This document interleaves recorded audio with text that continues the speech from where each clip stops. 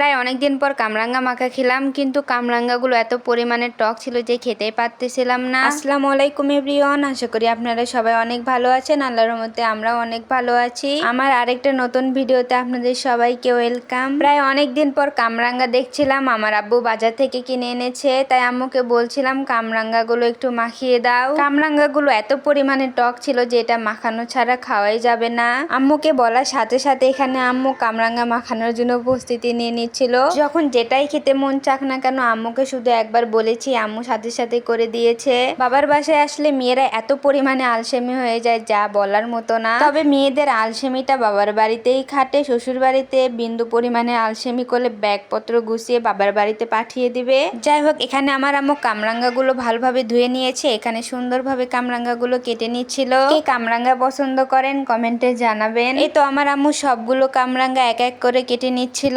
কামরাঙ্গা গুলো কাটার পর কত সুন্দর স্টার শেপ হয়ে গেছে, দেখতে কত সুন্দর লাগতেছিল তাই না। সবগুলো কামরাঙ্গাই কেটে নেওয়া হয়ে গেছে। এখানে আমার আম্মু 4টা কাঁচামরিচ নিয়েছে, কাঁচামরিচ কুচি করে দেবে। তবে এই মাখাটা শুকনো মরিচ পুড়িয়ে করলে মাখাটা খেতে অনেক ভালো হতো, কিন্তু দুর্ভাগ্যবশত আমাদের বাসায় সেদিন কোনো শুকনো মরিচই ছিল না, তাই মাখাটা কাঁচামরিচ দিয়ে করতে হয়েছে। তবে কাঁচামরিচ দিয়েও মাখাটা খেতে অনেক ভালো হয়েছিল, খুব একটা খারাপ হয়নি। এই তো এখানে আমার আম্মুর কাঁচামরিচ কুচি করা হয়ে গেছে। এখন এর ভিতরে লবণ সরিষার তেল দিয়ে মেখে নেবে মরিচটা। আপনারা কে কে এভাবে কামরাঙ্গা মাখা খেয়েছেন কমেন্টে জানাবেন। আমার এই ভিডিও আপনাদের কাছে কোথাও কোনো অংশে একটু হলেও ভালো লেগে থাকে প্লিজ আমার পাশে থাকবেন, আমার ভিডিওতে একটা লাইক দিয়ে যাবেন। এই তো এখানে আমার আম্মু কাঁচামরিচ লবণ আর সরিষার তেল ভালোভাবে মিশিয়ে নিচ্ছিল।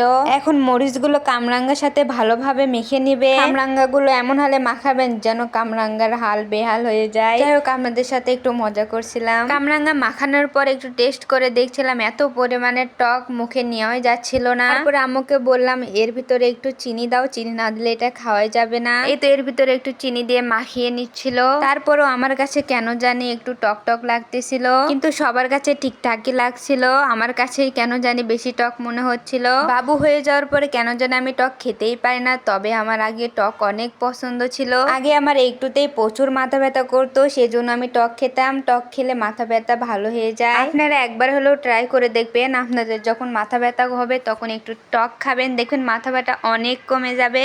এই টেকনিকটা আমার ম্যাম শিখিয়েছিল আমাকে যখন আমি স্কুলে পড়তাম। আমি মাদ্রাসা ছাত্রী ছিলাম, সেজন্য আমাকে প্রায় অনেকক্ষণই হিজাব পরে থাকতে হতো, এই জন্য মাথা ব্যথা করতো। এই সময় ম্যাডাম আমাকে বলেছিল টক খাবা, টক খেলে মাথা ব্যথা অনেক কমে যায়। যাই হোক, আপনাদের সাথে আজকে অনেক পুরনো দিনের একটা কথা শেয়ার করলাম, আমার স্কুল লাইফের কথা। আজও আমরা আমাদের স্কুল লাইফের কথা ভুলতেই পারি না, সেই দিনগুলো অনেক মজার ছিল। কোথা থেকে কোথায় চলে গেলাম, বলতে আসলাম কামরাঙ্গা মাখার গল্প, আর আমি এখন বলতেছি স্কুল লাইফের গল্প। কথা বলতে বলতে কোথা থেকে কোথায় চলে যায় বুঝতেই পারি না, মনে যখন যেটা আসে তখন সেটাই বলে ফেলি। যাই হোক, আমি একা একা থাকি তো আমার কোনো গল্প করার মানুষ নাই, তাই আপনাদের সাথে একটু শেয়ার করি, গল্প করি। আজকের ভিডিওটা এ পর্যন্তই, আল্লাহ হাফেজ।